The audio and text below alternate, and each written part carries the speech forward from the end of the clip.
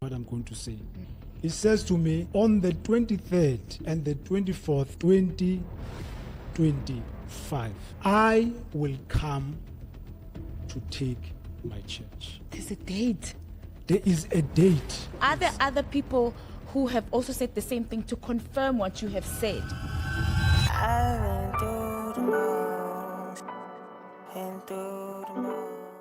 Hola, Senfam, Sanbonani, Tobela, Dumelang, Wararapo, Absheni, and welcome to another episode of I've Been Through the Most podcast right here on Saint Twins TV with myself, Millicent, and my twin sister, Innocent. And week in and week out, we're joined by incredible guests who come to tell their story.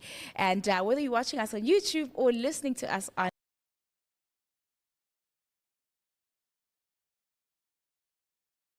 Well, it's interesting you say the expert thing, because I literally was asked to do it 24 hours beforehand.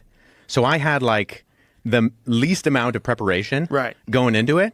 And I was okay with that because I'd listened to Billy Carson. Well, and I listened to the stuff he'd said. So I knew enough about the ways that he'd articulated things about the ancient Near East and the Bible and Christianity to know enough that his level is pretty surface. But the fallout was that not only did he not want us to release the conversation, but then he started throwing out cease and desist letters, and then he started, trying to sue people. So, I mean, I was never worried because I'm a Canadian, and anybody who's tried to sue internationally knows that. Good luck. Yeah, right. Yeah. As far as I understand it, he would have had to file a claim in a Canadian court.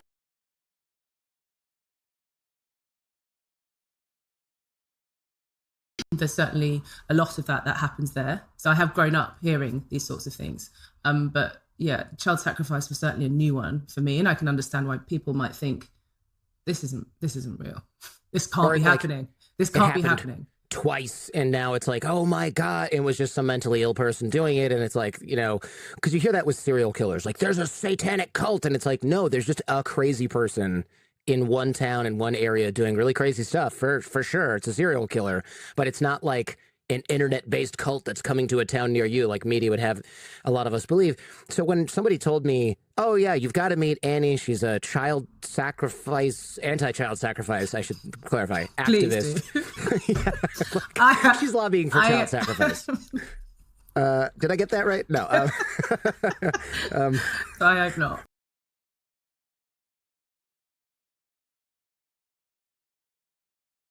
That's what heroes do. Wait a minute, is this today's sponsor? Yes! Raid Shadow Legends is a super detailed tactical RPG battle system. It's got PvE and PvP content, and now you can play as a new mythical champion with Metamorph. Metamorph? It means you can change your shape. I know what it means! Now it's amazing! You can change between two different forms like this. Oh, well, this is alright. So click the link in the description or scan the QR code on the screen and get a free starter pack with cool in-game loot. Hey, do we have Excuse me, will you let me get through the copy before you start asking stupid questions? Sorry, you're right. Go ahead. New users use promo code YRAID and get a bunch of silver, extra magic, and the rare hero Theurgist. But anyone can use code RAID for all and get silver, double XP, and a rank up chicken. Did you just say rank up chicken? Well, that's what it says here.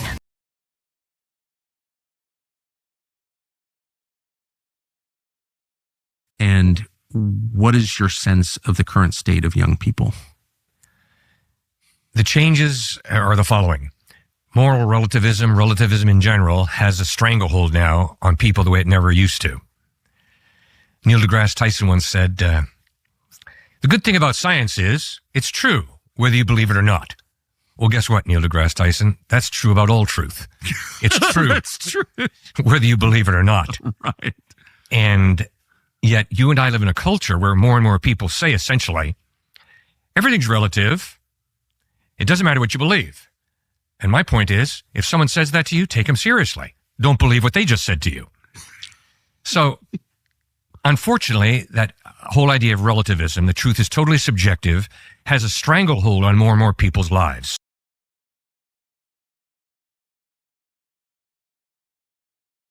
Like the world is our classroom. I've been traveling down this long dusty road.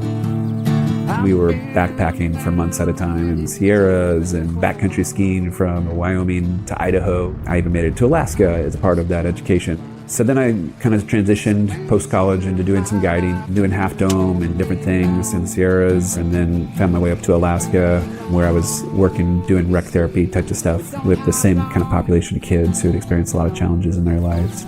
The mantra was like, hurry and take the road to the roadless area because it won't be roadless long. The best thing that happened in those days leading up to the bear attack was when I got the attention of this strawberry blonde named Amber. We started hanging out a little bit, and then we kind of had one of these magical Alaskan experiences where we were driving back to Girdwood.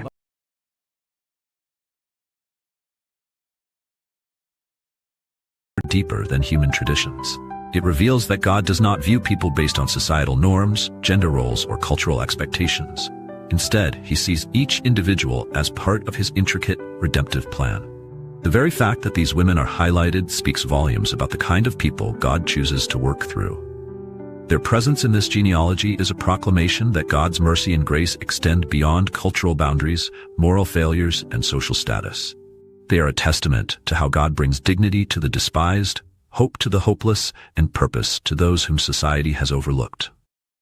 When we examine this list carefully, we see a deliberate pattern. God's kingdom is not defined by human merit, but by his grace. And in his grace, he chooses the unlikely, the weak, and sometimes the broken to showcase his power. But there's something else striking about these women. They don't represent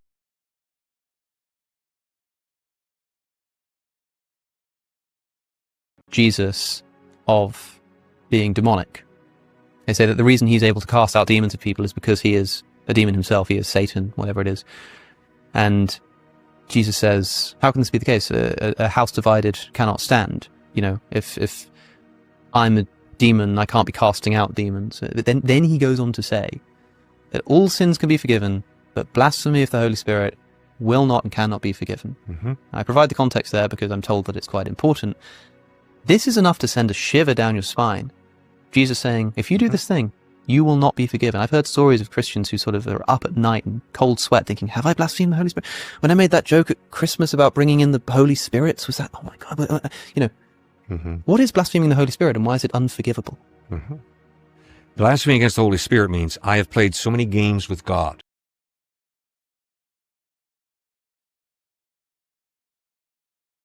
Neglected. So in terms of you and your siblings, do you have siblings? I've got two older brothers. Yeah. And you are the only girl, I'm assuming. I'm the only girl, yeah. So has that all stemmed because you were born a girl? Yeah, when I was born, they said that I was a Bhuthani, which is like an evil spirit, like a ghost type person. They said that I'd brought a lot of bad luck on because my father's one of 7 brothers, as I told you. Yeah. So there were lots and lots of boys in the family, and I was one of the first girls. And with that, they thought I'd brought a lot of bad omen upon the family. So at what point did you see things becoming very bad? Like, you already said that you felt like you weren't included, but at what point did you realize like something's seriously wrong here? So for me, everything was normal because I didn't know any different, and other girls that I knew from the same community had to cook, they had to clean. The only difference is they weren't kept away from the family. And to me, I was quite a happy little girl, you know, when they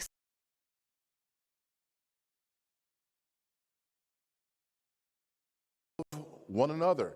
In fact, that's how the world knows that we're Christians, by our love and our love for one another. But not only our love for one another, we love our enemies.